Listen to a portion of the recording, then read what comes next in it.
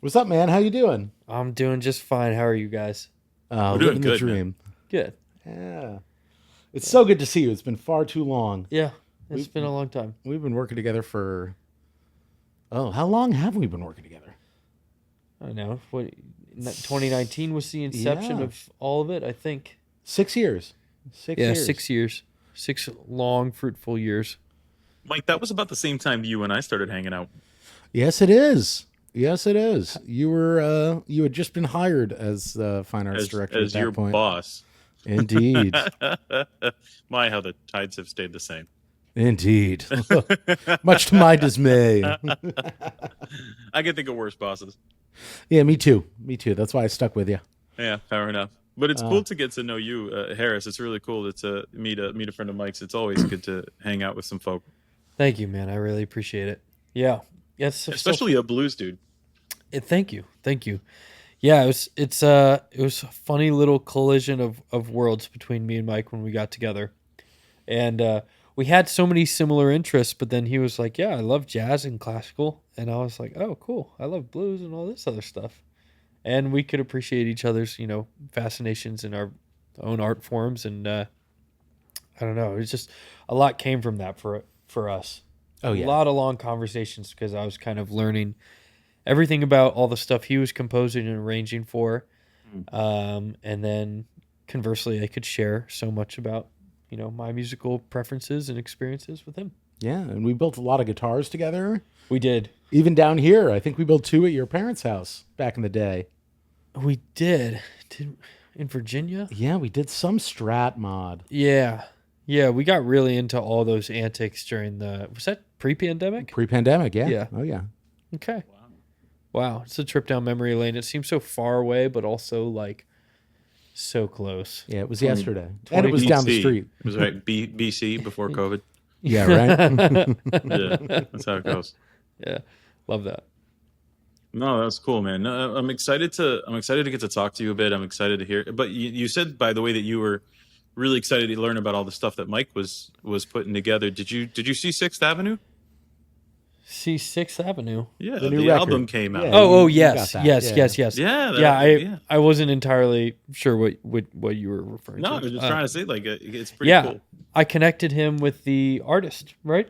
Was that the one that Maddie did for you? Yeah. Yeah. My graphics design person, all of the Yeah. album art and graphics that went with it. Yeah. She's from down here. Yeah. Super good people. My neighbor growing up literally right through the woods in Virginia is the girl who I'm still very close friends with. She did all the graphic design for that album. So yeah, all that stuff was her. Yeah, and it was our engineer. Nolan did that record. Yeah, he did. Yeah. Yeah. That's really cool. That's really cool that you have that, and that's cool that you built that connection. And it happened in 2019. I mean, that was college. You both went to Berklee, right? Yeah. That's cool. That's cool. Did you have a class together, or were y'all just jamming? Oh, we Dude, we did met we? like onboarding day. Okay, but like, did we have? Nothing. What about what was it? What's that development class? The arbitrary one, Oh God, that was. like first semester. 'Cause I don't know if we were in Yeah. the same one, but maybe we were. I think Everybody, we were. everybody listening to this right now is getting a really interesting dive into what the heck first semester Berklee kids. It Get wasn't professional development seminar. It was the other one. No, because that almost came to my mind. ACI. ACI, It was artistry, ACI, creativity, and inquiry. and inquiry. Yeah. Yeah, we had that Whoa. together first semester. That really, those neurons just like, oh, yeah. Wow. ACI. Did we had the same ACI? yeah. Yeah. Yeah. With Jackson Lundy Uh-huh. and he's the only other person I know now out of ACI, but My roommate Robert was in there, but I don't think you were close with him. Hmm. Jace Pekayapan was Yeah. in there. But man, that was kind of a drag sometimes. So ACI, I mean, seriously, ACI was like, ACI was, I didn't really ever understand like how to get anything out of ACI, I didn't But- either. but it came back around to be beneficial later on. Yeah. Because all the people that my professor was talking about back then, I was like, oh, this is who she was talking about. in So ACI. the whole premise of this course was like, you have to build a creative habit, which for a freshman year, first semester student at Berklee is not particularly useful information. Sure. For an 8th semester Berklee student, it's really useful. But it just takes almost 4 years for that to become practical for you. The fact that things like writer's block, it doesn't exist. Writer's block, you simply write music all the time. And you take the good stuff and you get rid of the bad stuff. You build a habit of being creative, and therefore your creativity improves. That was the premise. But it was a freshman year kind of Mickey Mouse Club class. It was a very feel good. Yeah. We're all here and we're going to talk about our creativity kind of thing. Yeah. That's interesting. We had the same thing in my undergrad too. It was just this freshman seminar generally that it didn't matter what you played. It didn't matter what your musical interests were. It was just what are we here for? What is the kind of cultural impetus behind us wanting to do this? Yeah, I always found it interesting that I totally agree. That class would have been totally beneficial to an 8th semester person. I feel like it would even be more beneficial to a person at my stage in life now. Maybe not beneficial, but like more to talk about. I'd understand more what's going on.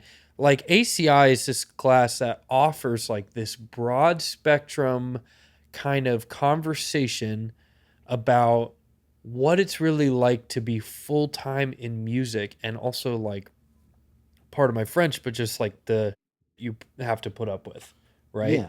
And ACI, like, you're totally right in the way that to a first semester student, they don't have that life experience to really understand, right? So it doesn't impact the same.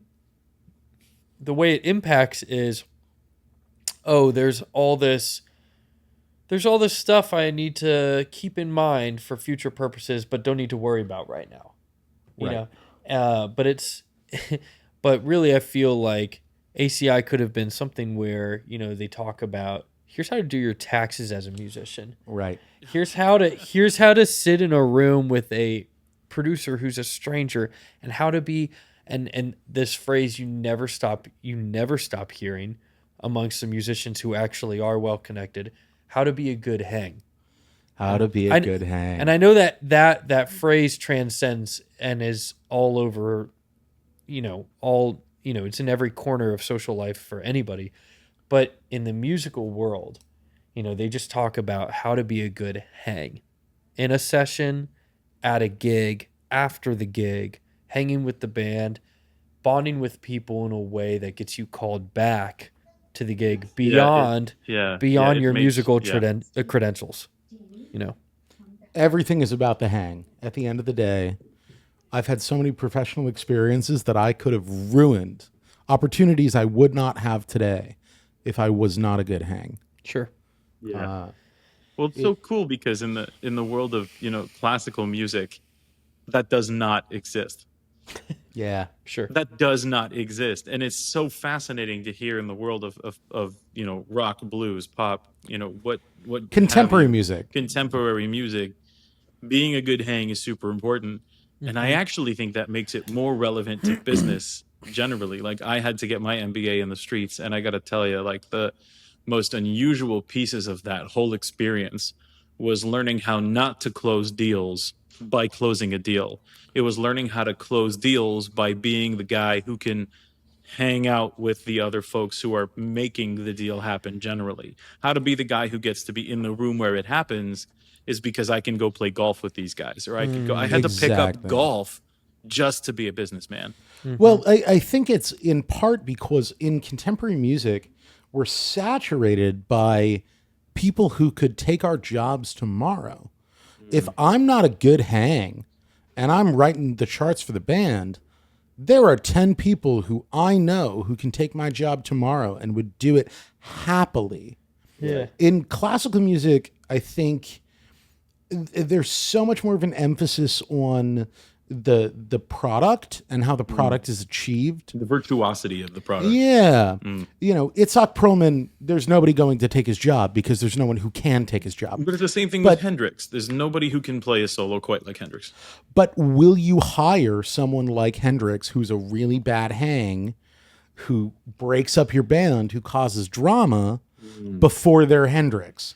Like Jimi Hendrix was a guy who was a good hang before he became Jimi Hendrix, right? Fair enough. That's cool. I mean, well, I think too, with like an example like Hendrix, nobody would call him for a session though. Right? Because you put him on any song and it's a Hendrix song. Right? There's too much identity, and which I'm reluctant to say it that way, but there's like too much impact on a song once you have a player with that much identity play on it. Yeah, it becomes a celebrity show or a celebrity song. Yeah, it doesn't becomes become a feature. about the art; it becomes about the celebrity. It I mean, becomes even a think feature. of Beat It with Van Halen. Like Yeah, sure. that, you took two of the highest people in their craft and you put them on the same tune. It's still kind of an Eddie song.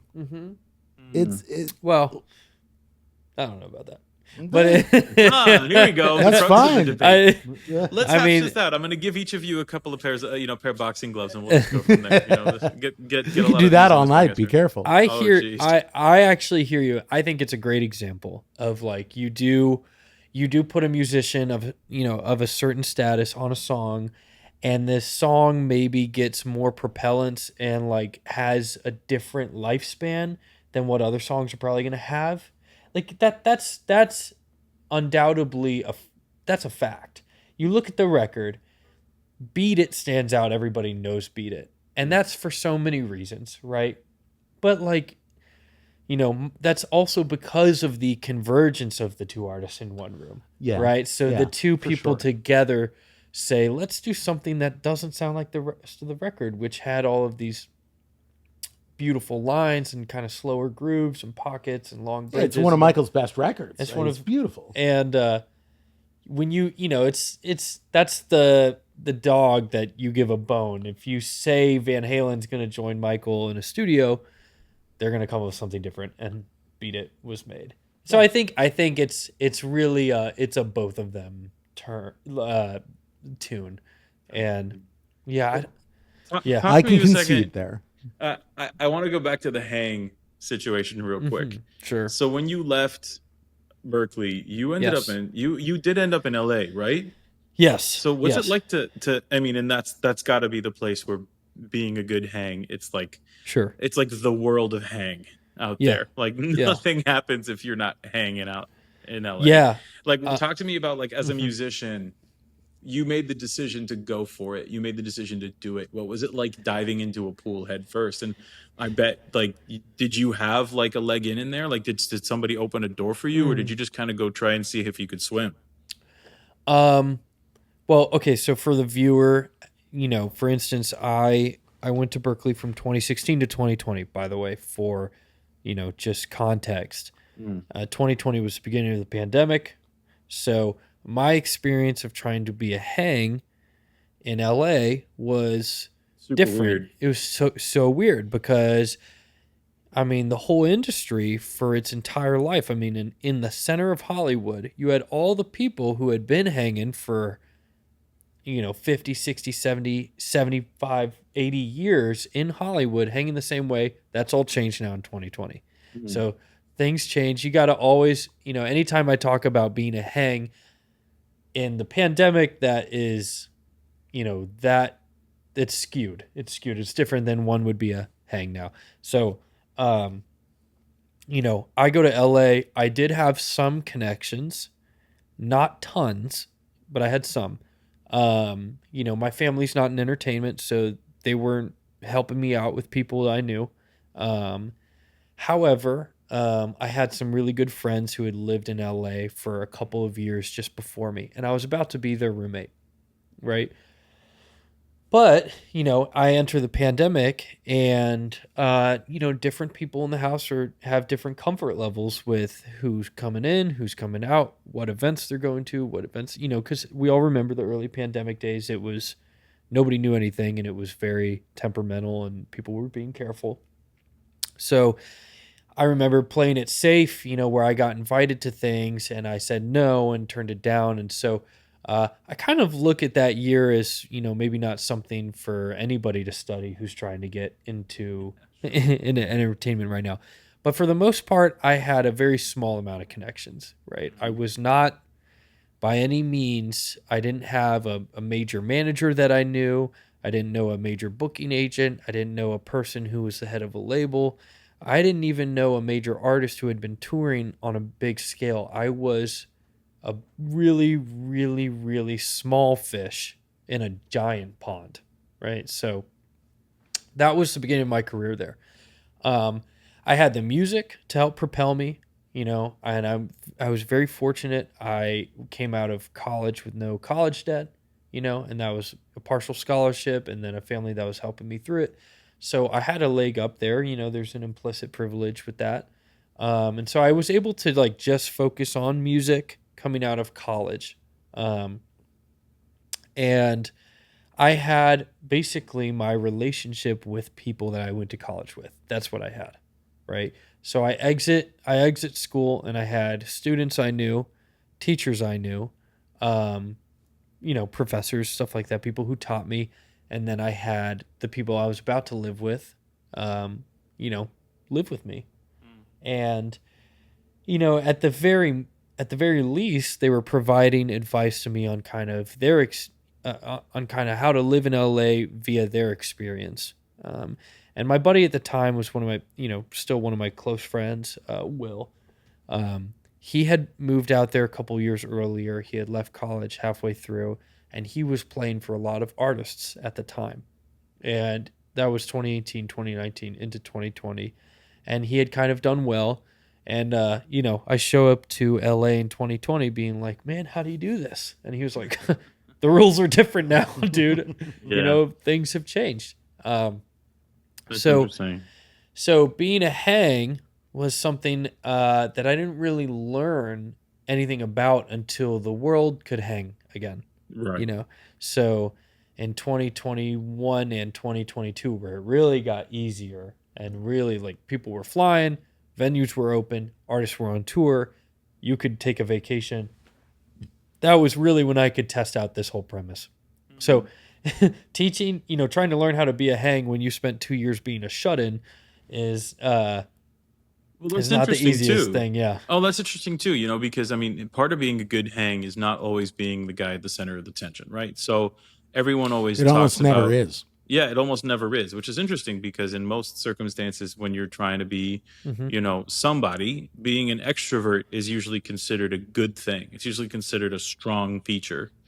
But at the same time, most of the people who are good hang make deep relationships. They're the introverted ones, the ones who need a little bit time to charge their batteries. People who Totally. do much better one-on-one than being at the center of the room, right? So You've got to look at the error, like the acceptable level of being extroverted. If you make a miscalculation, you become too extroverted and it turns people off. If you make a miscalculation as an introvert, you simply don't say something, and that's okay. Whereas the introverts will make themselves known when the time is right. That's part of being a good hang, is Sure. figuring out how to live in those environments, right? But Yeah. for more introverted leaning people, I would consider myself, for example, an introverted extrovert. Excuse me. Yeah, introverted extrovert.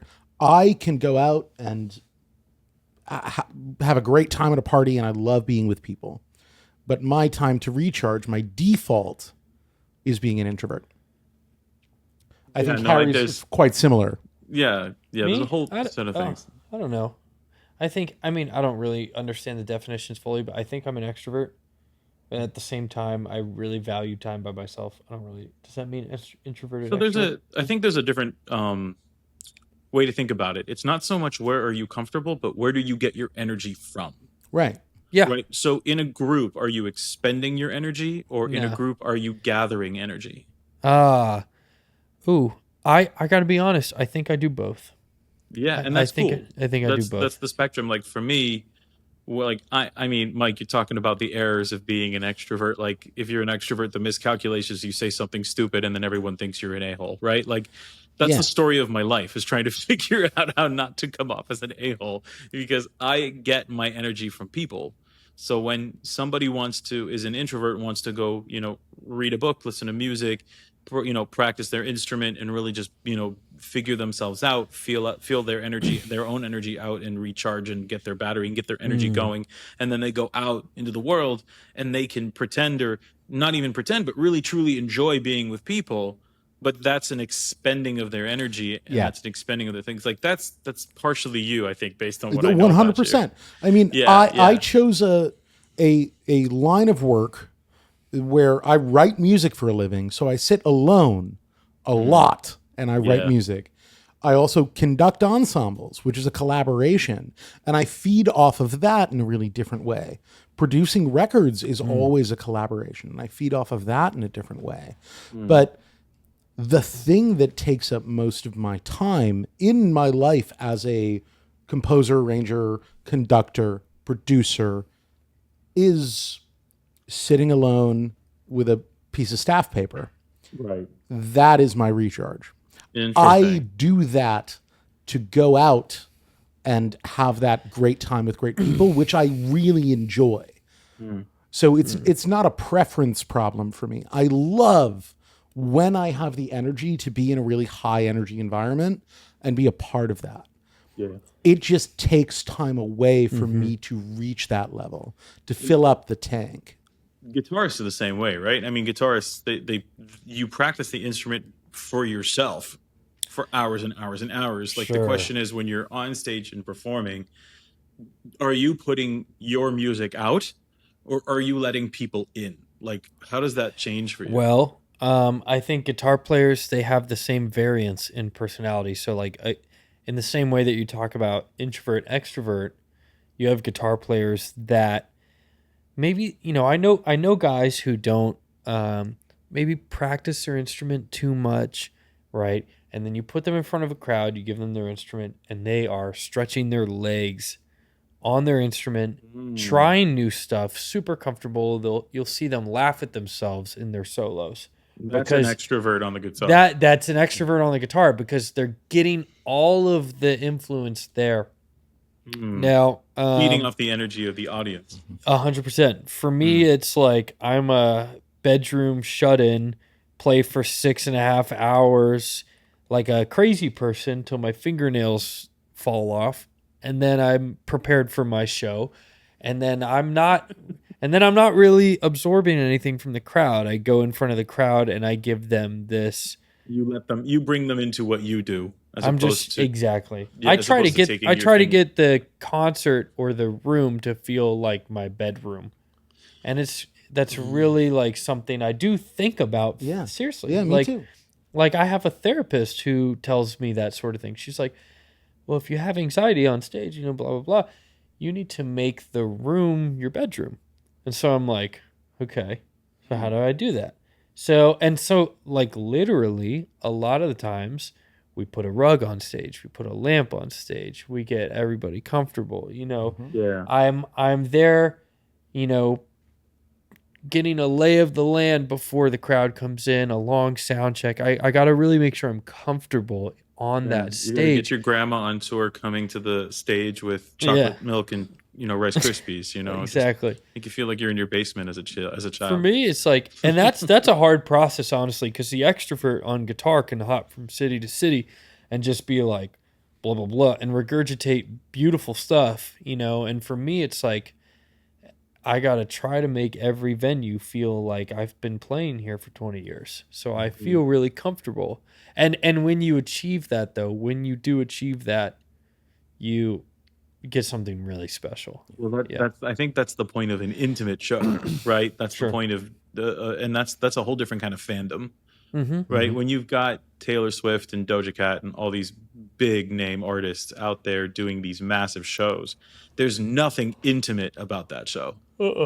It's all a show. It's not them. You're not there to see them. You're there to see their show.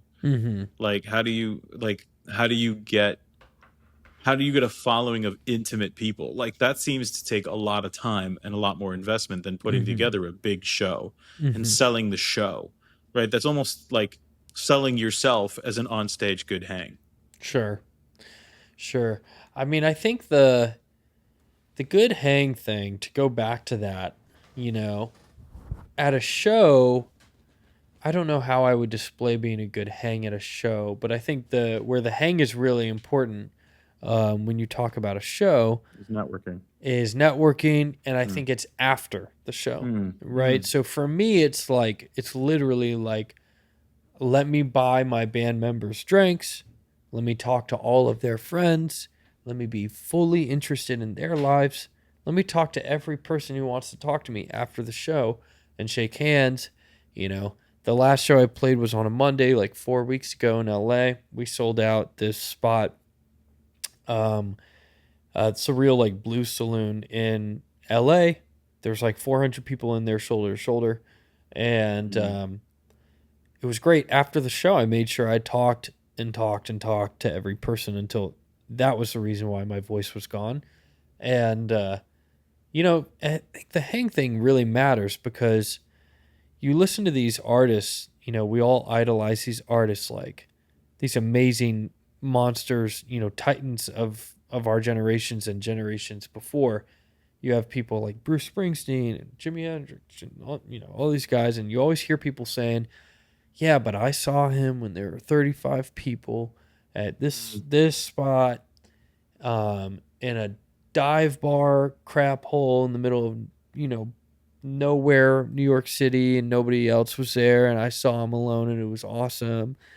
And for me, I'm thinking like, wow, I got to treat every experience like that because first of all, you're never too good for your audience as an artist, and I think a lot of artists let go of that principle a little bit. They become so self-elevated.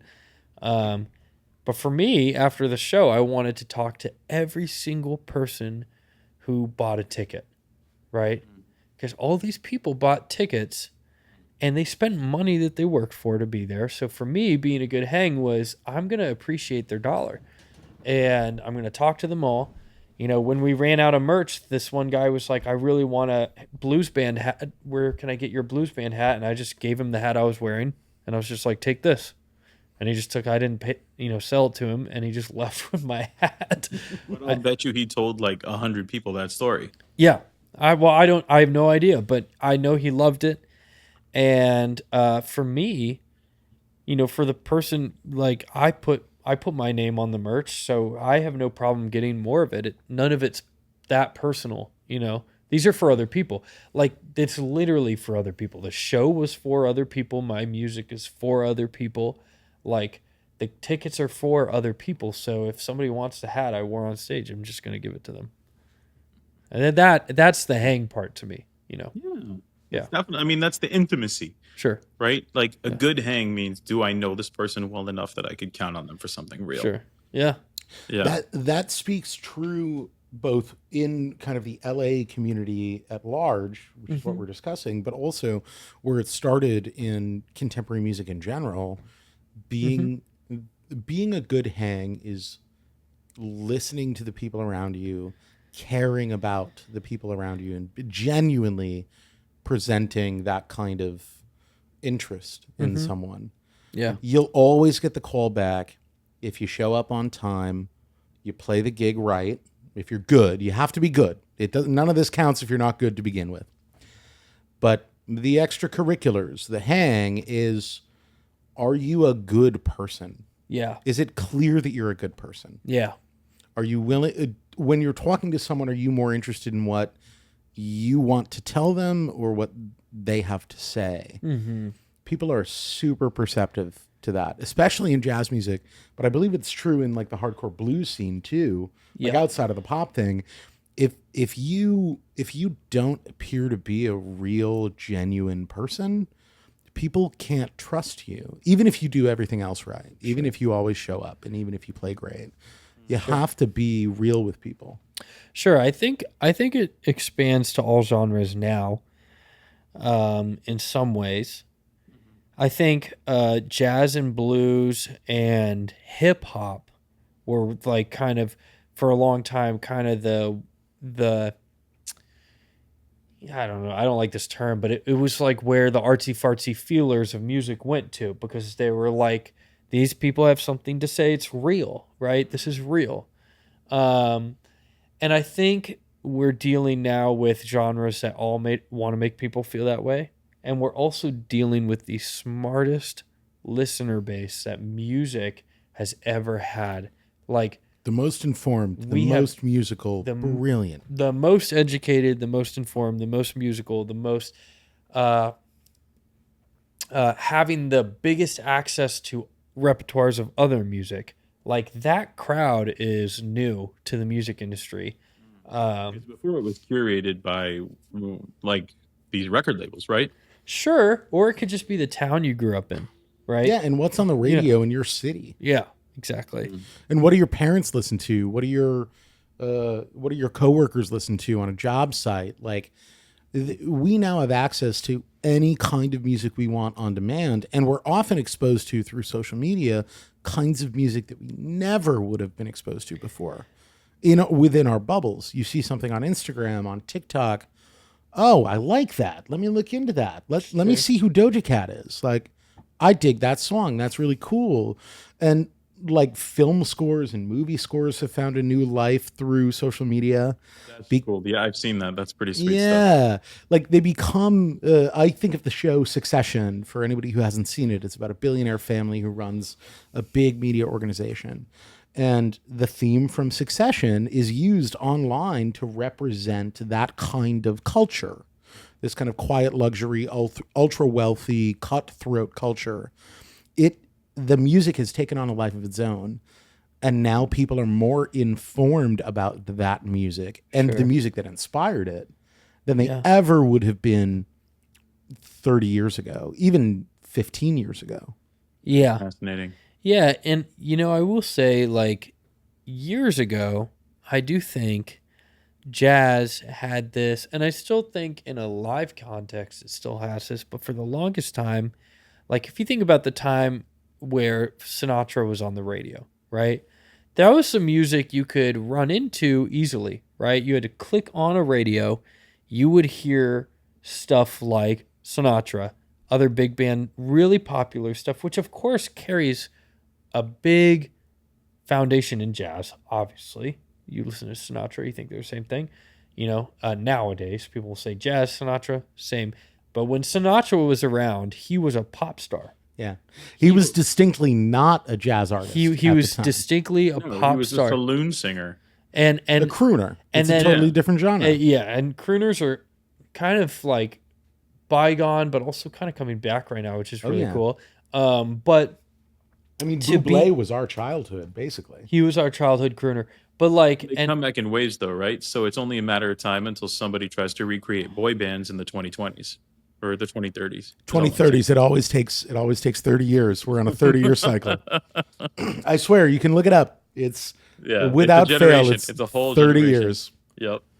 There's a big one. There's a big one right now, and it's skipping my mind. And Maria worked with him, and it'll come back to me later in the podcast, I'm sure. But back when Sinatra was around, you had to go to a dive bar, jazz club, underground, sketchy, unlit entrance, back alley thing to go into the real deal to see the real deal. Yeah, some joint on 14th Street. Jazz cats, like that term came from that. You had these guys up at 2:30, 3:30, 4 a.m. just playing this crazy music until the sun came up. And that was the underground, right? Yeah. And like, you had to go out of your way. That was a different user experience trying to see underground free form jazz, right? It was jazz that didn't follow rules, and so they weren't subject to the rules of commercial viability, right? Yeah, I think that's the biggest distinction between Frank and the Crooners and what people at the time would call jazz. Yeah. Is nobody would have argued that Frank's artistry was an artistry taking place within a commercial aesthetic. I don't think he would have argued with you on that. No. Nor would Tony Bennett or Sammy Davis Jr. or Dean or any of those guys. Yeah. Whereas Duke Ellington, nobody would argue that Duke Ellington is a jazz artist. No one would argue that. And they were happening at the same time.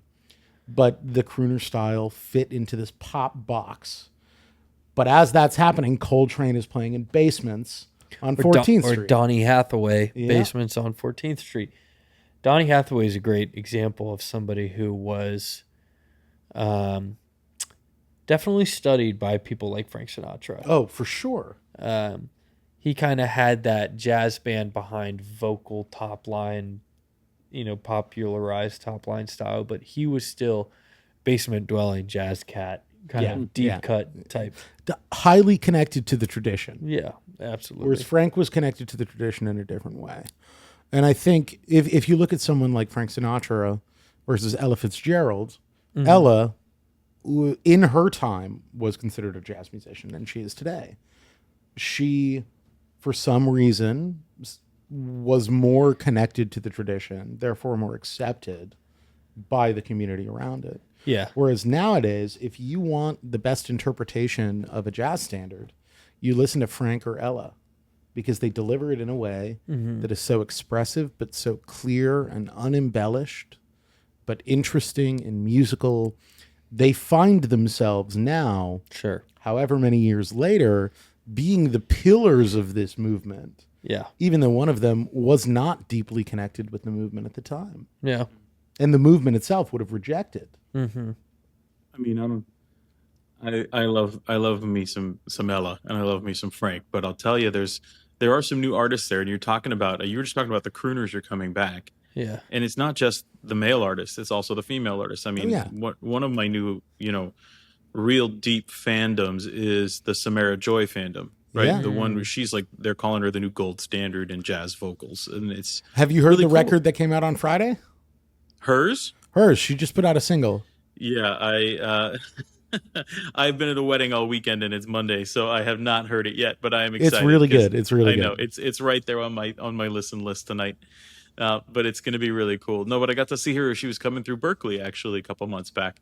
And, it's really cool to know that these kind of artists are finding themselves really gathering followings on a much larger scale. And it's kind of interesting because the reason people love Ella is because her voice makes you feel like it's an intimate show. She is not the big show kind of guy. I mean, Frank is a big show kind of guy. Yeah, yeah. Ella is not a big show kind of gal. She brings you into her voice, and her skill and her artistry are bar none, of course. But that's what's really beautiful about the crooners right now is their mass. The crooners right now are not the big pop artists, but they have massive followings, much like the pop artists. And the reason I think they're doing that is because they're able to make their experience intimate enough with their voice that they get that status without being the big super pop star that puts on a big light show. I mean, yeah. And we also, Michael Bublé was ours, right? Bublé was ours for sure. Kurt Elling is a big one. But God, his heavily album back rooted in the jazz early tradition. 2000s. yeah, Jesus. Kurt Elling, Harry Connick Jr. Yep. And there's a new guy, and I just remembered his name, and his music is totally up the crooner alley, and he's very young. Aaron Fraser. Yes. Aaron Fraser, I'd have to Google it, but my guess is he's around 30 years old. Mhm. He's got a very nuanced approach to crooner music, jazz influence, like high falsetto male vocal, kind of like just lounge music, but also pop sensitive and indie music kind of all blending together. It's this really cool, multifaceted fusion of all genres. Yeah. I would put Benny Benack III on that list as well. Sure.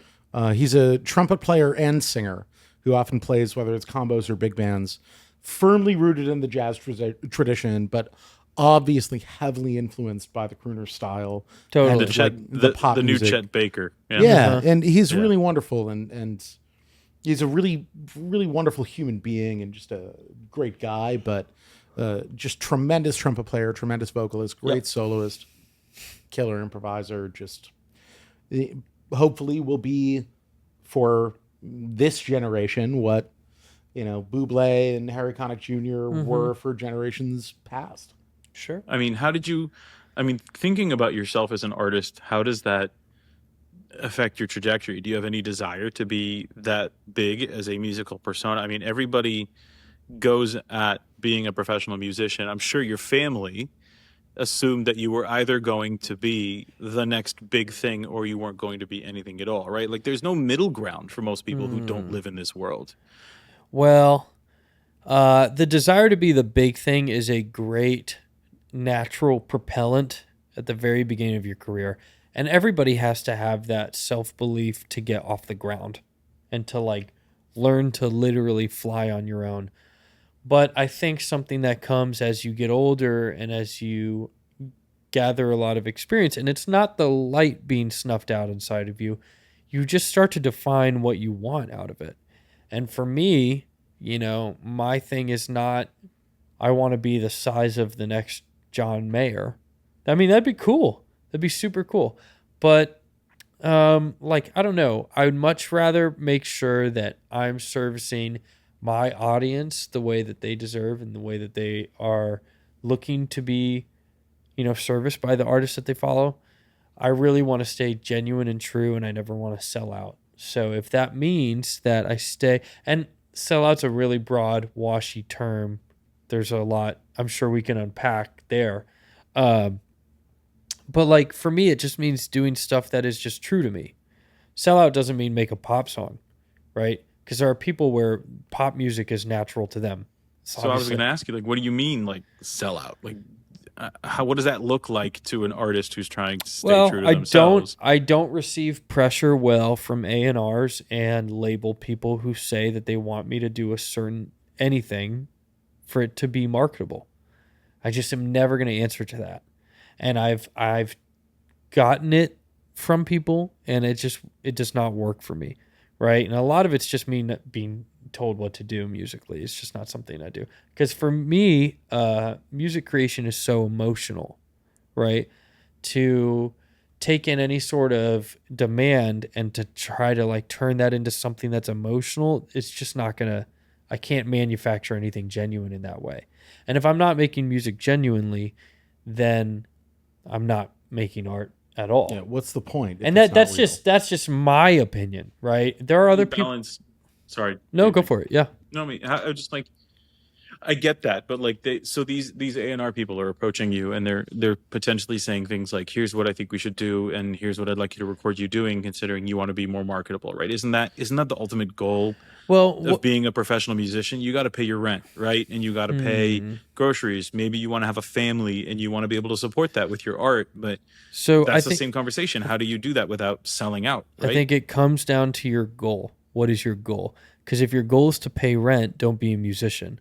But if your goal is to, you know what I mean? Like if your goal is just to be rich or to make great money, then like most people would say don't choose to be an artist, right?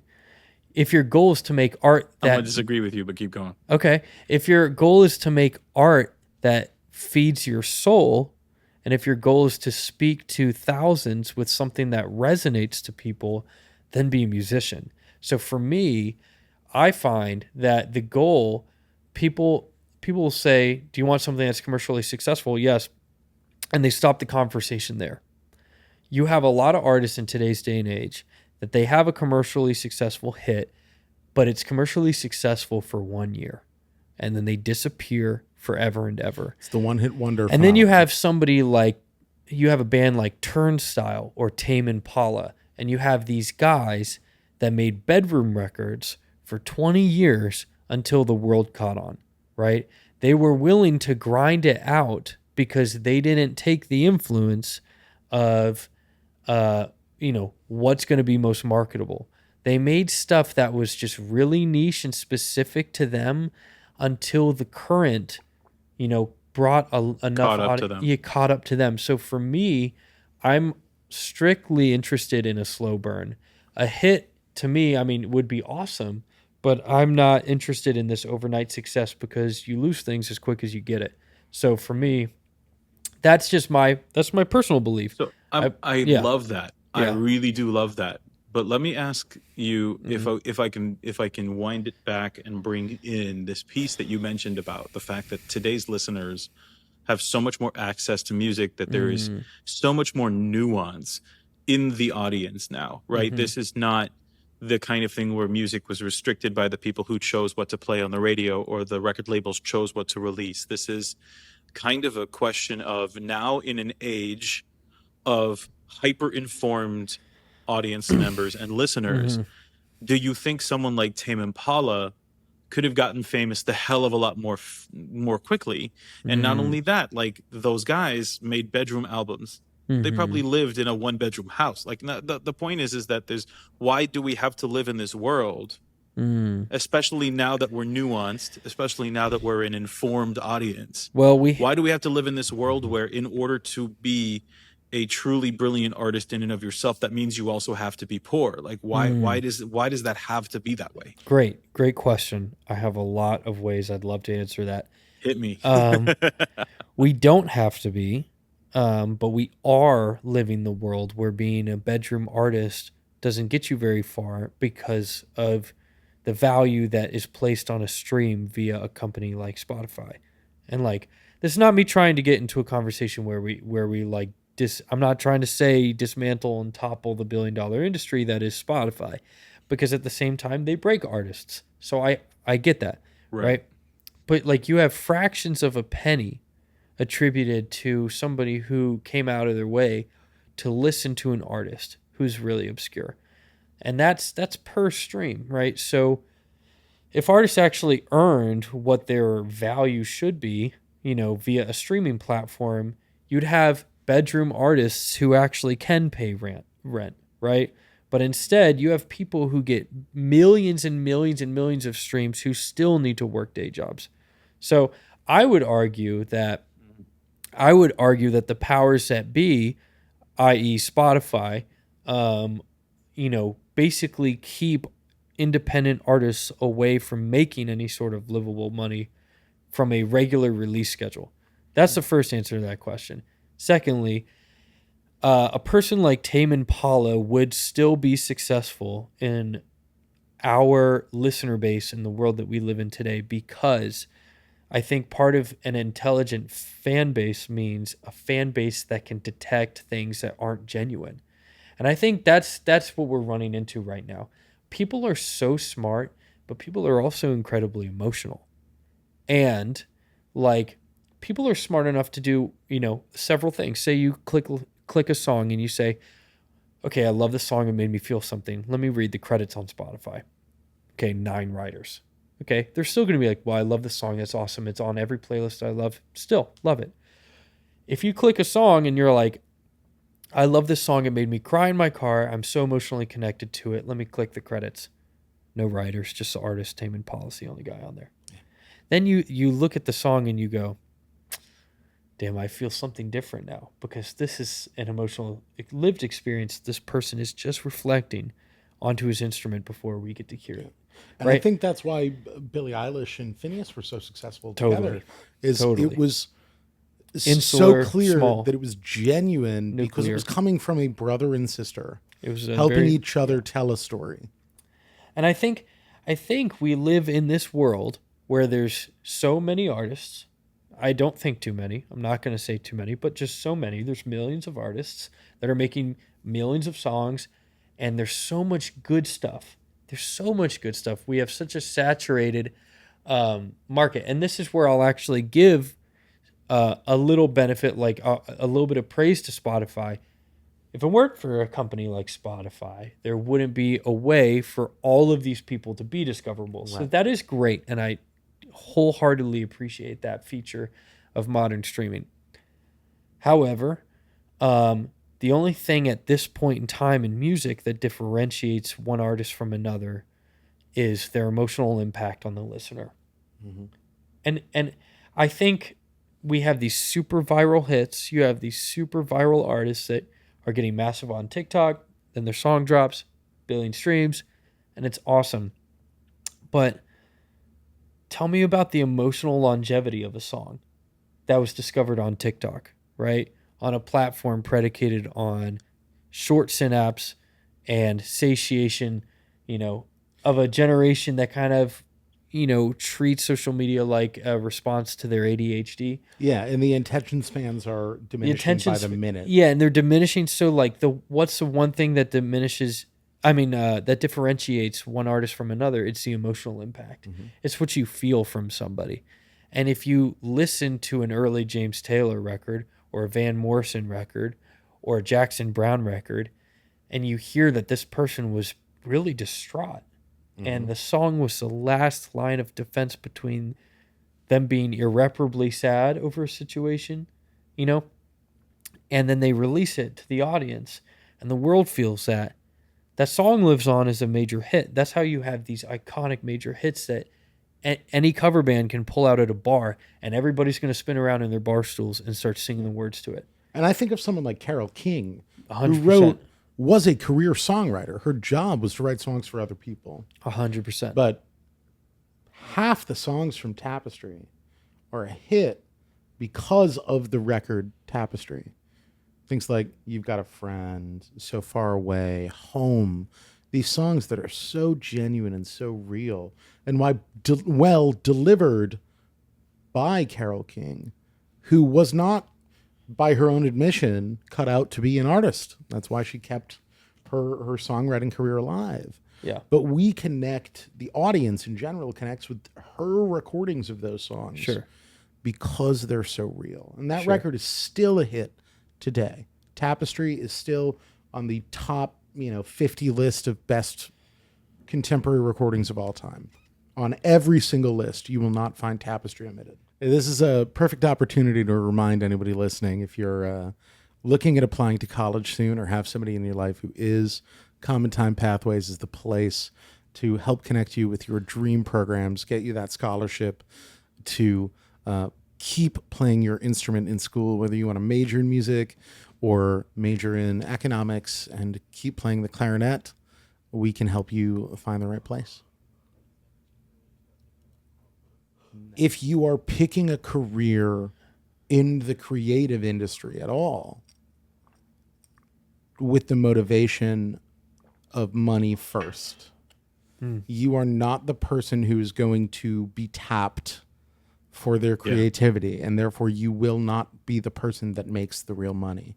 The people who make the real money are the people who are being genuine.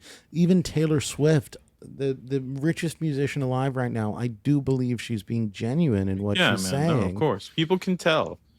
People 100%. And Andrew Lloyd Webber was the richest musician before the Eras Tour.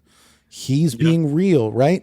But he didn't become a musical theater composer and lyricist, a musical theater composer to make money. He did it because what the fuck else was he going to do? No, I hear you on The that. money comes later. That's the thing. No, the money is a byproduct of the passion and the drive. Yeah. And so I actually think that makes it similar to a lot of other fields as well. Like, It's the game. You It's have to the have a love game. for the game. yeah, you have to love what you're doing. If you don't, you're just going to end up middling or worse. You don't become Tom Brady because you want a multi-million-dollar contract. Yeah. You become Tom Brady because you want to be the best quarterback that's ever lived. And then the money comes. Yeah. It's no different for us. Yeah. Totally. Figuring out that process, though. Still trying to figure out that process. We 'cause aren't we all, my friend? Of course, but like the idea is like if you want to be the best at something. That's a great way to approach, as you mentioned, getting off the ground. You have to have that faith in yourself.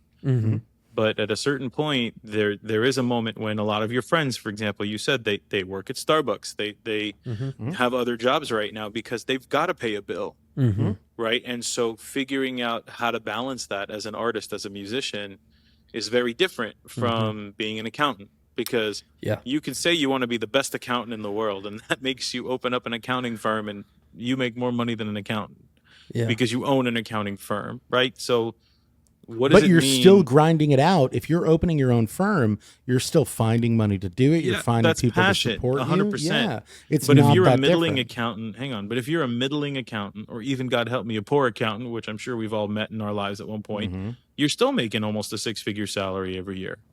Yeah. So how does that happen when you're a middling or not very good artist? Sure. Right? Well, That the doesn't question compare. becomes: should you be making six figures if you're a bad accountant?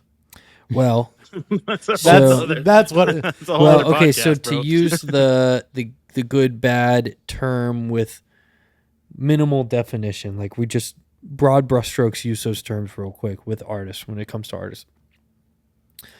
The mediocre or bad musician, the mediocre or bad artist, and a phenomenal virtuosic artist for a long time make the same money. Mm.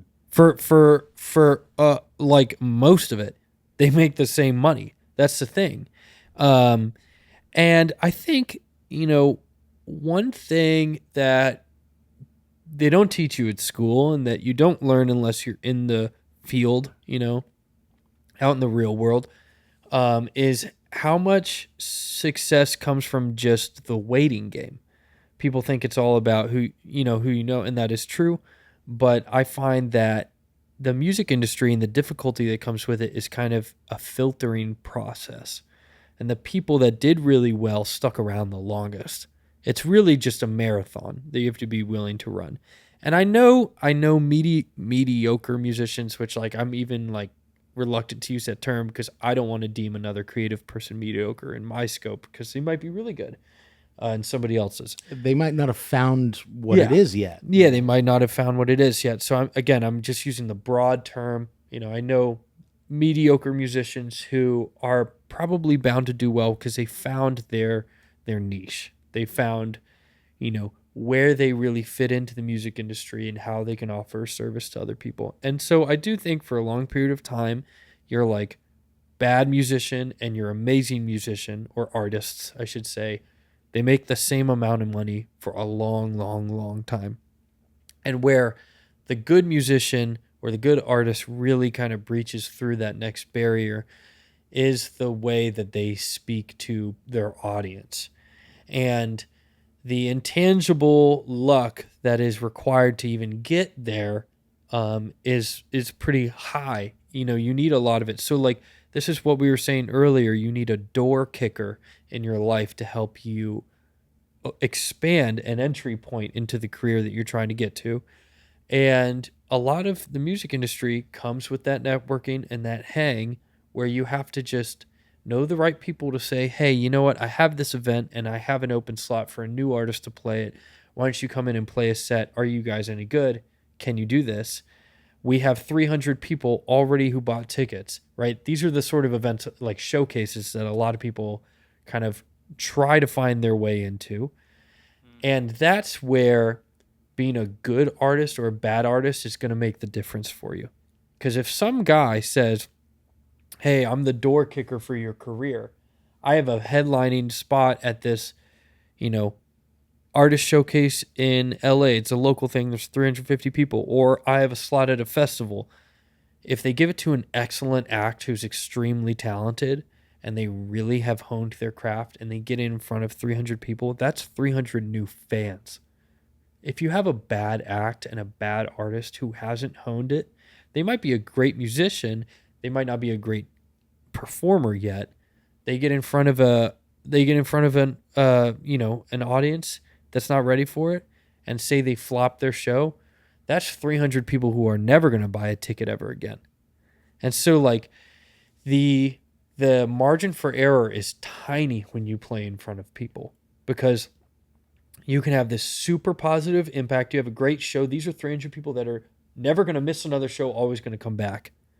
And if you fail just a little bit, these are 300 people who will avoid your shows in the future. And so you diminish and cut down your crowd size. And in the community, the cream always rises to the top. 100%.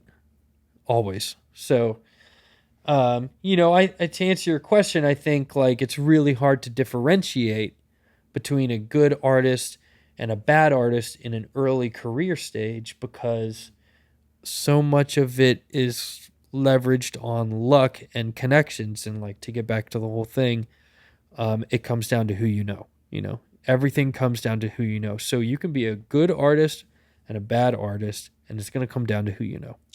90% preparation, 10% luck is what I always think of it as. Yeah. I mean, but you got to increase that luck surface area as much as you can. Mm-hmm. You got to expose yourself to as much potential to receive luck as possible. You can't. And almost more importantly, make sure that you're prepared to accept those opportunities that the luck provides you. Right. It's luck like favors the prepared. It's like athleticism. Like if you are going to teach a stranger a new sport, it helps if they're already athletic. So for you as a musician, you got to make sure you already have an act and a set that works and bits and stage, presence and a really thought out performance that's very thorough, and that your set has flow, it has ups and downs, and it's dynamic, and that your band is really tight, and you have all that stuff honed and locked in.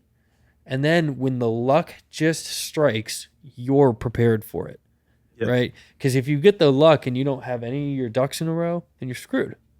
And luck comes every so never. For some people, it doesn't come ever. So yeah, you really gotta be prepared for those moments when they come. Nice. Yeah. Well, fellas, this has been fun. It's been a really cool chat and a cool hang. It's been a good hang. Thanks, man. And I think my kid's in the background wondering if he can hang out with me now. Good. No, but this is all good stuff. I really appreciate you taking the time to chill and talk about this. I mean, this is such a cool window into the world of an artist who's trying to make it and doing their thing, and is surviving, has a following, and wants to actually bring their music and their voice, their art, their everything to the world. That's what a lot of people out there want to do, and it's always just that question of, what is it going to look like for me? Sure. And can I convince the people in my life who are there to support me and take care of me, or do I have to do it in spite of them? Sometimes it's like super hard. Sure. And so totally looking into that window is really valuable. So thanks very much for this. So I appreciate you guys. Of course. It's nice to meet you, man. You too, Harrison. Yeah. Thanks, Mike, for putting this all together.